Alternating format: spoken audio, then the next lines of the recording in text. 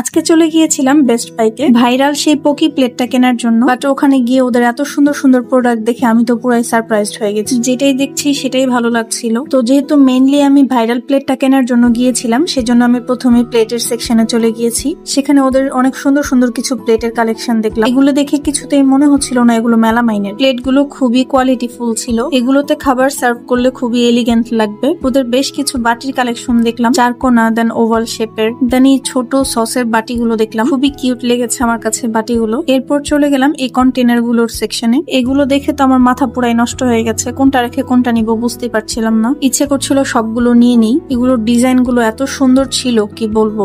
দেন এই কলমদানি গুলো দেখতে পেলাম, এগুলো তো চাইলে চামচও রাখা যাবে। দেন এই চাইনিজ বাটিগুলো দেখলাম, এগুলো খুবই কোয়ালিটিফুল আর দেখতেও খুব সুন্দর। ওদের আয়নার কালেকশন গুলো খুব সুন্দর ছিল।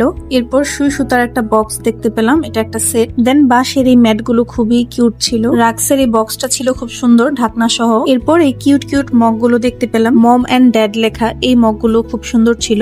আমার কাছে সবচেয়ে ভালো লেগেছে এই গ্লাসটা। এটাতে চাইলে আইসক্রিম, জুস সবকিছুই সার্ভ করা যাবে। ওদের কেটলির কালেকশন গুলো আমার কাছে খুব ইউনিক লেগেছে। এরপর দেখতে পেলাম কিছু ফ্রাই প্যান। ওদের ফ্রাই প্যান গুলো খুব সুন্দর, স্টাইলিশ। এগুলো হচ্ছে ডিম ভাজার জন্য বিভিন্ন কার্টুন শেপের। বাচ্চারা এগুলো খুব পছন্দ করে। এই ওয়াটার বটল গুলো খুবই কিউট ছিল, আমার ইচ্ছে করছিল সবগুলো নিয়ে নিই। ওদের এখানে বিভিন্ন ভ্যারাইটির শো পিস ছিল। বেশ কিছু ক্যান্ডেল দেখতে পেয়েছি, খুবই ইউনিক ছিল ক্যান্ডেল গুলো। দেন কিছু ফুলের টবও ছিল, খুবই সুন্দর ছিল এগুলো।